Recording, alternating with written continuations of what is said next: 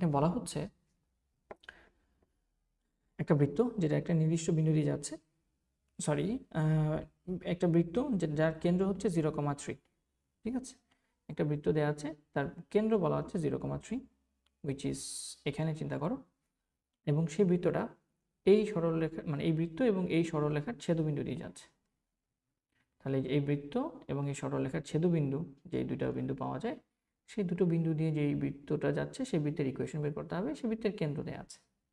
তো বৃত্তের কেন্দ্র যেহেতু দেওয়া আছে, আমরা বলতে পারি যে একটা বৃত্ত এবং একটা সরলরেখার ছেদবিন্দুগামী বৃত্তের ইকুয়েশন হচ্ছে বৃত্ত প্লাস কে ইন্টু সরলরেখা ইকুয়াল টু 0। এটা হচ্ছে এই বৃত্ত এবং এই সরলরেখার ছেদবিন্দুগামী নতুন বৃত্তের, রেড কালার বৃত্তের ইকুয়েশন। তো এখন আমরা বলতে পারি, মানগুলো বসাই দিই, বৃত্তের ইকুয়েশন -4y প্লাস কে ইন্টু সরলরেখার মান y-2 ইকুয়াল টু 0। এখন এই ইকুয়েশনটাকে আমরা সরলরেখার সাধারণ ইকুয়েশনের সাথে কম্পেয়ার করার চেষ্টা করি। তাহলে x স্কোয়ার এবং সাজিয়ে লিখি y স্কোয়ার মাইনাস y, যেহেতু এখানে আছে কে সহ, সো আবার এখানেও -4 আছে, তো আমরা ওয়াইটাকে কমন নিয়ে নিই দুই জায়গা থেকেই।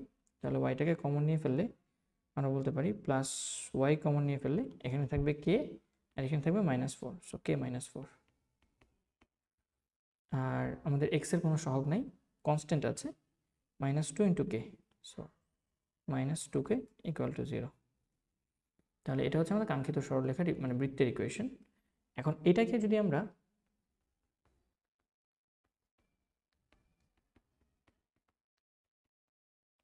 এর সাথে তুলনা করি,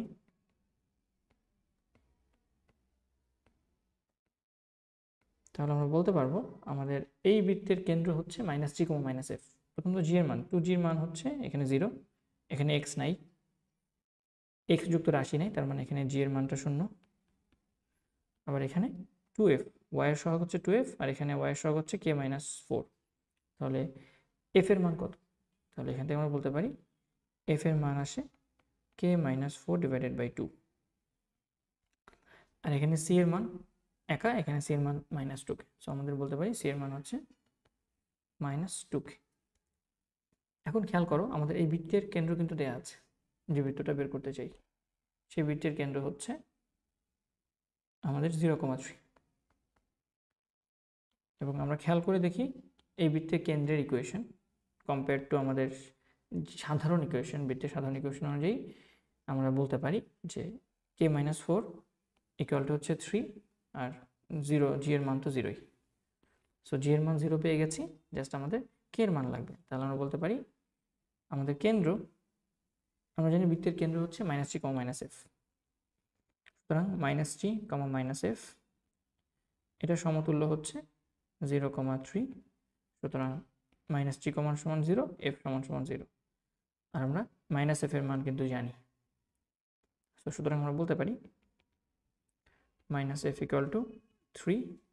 তাহলে এখান থেকে f এর মান, -f এর মান বের করি, k -4/2 হচ্ছে f এর মান, সো -f এর মান হলে জাস্ট মাইনাস হবে একটা, so -k -4/2 equal to 3।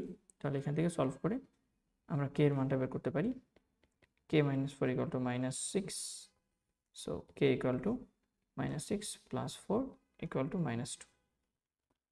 So আমরা k এর মান পেয়ে গেছি। আর k এর মান যদি পাওয়া যায়, k এর মানটা 1 নম্বর ইকুয়েশনে বসাই দিই, ঠিক আছে।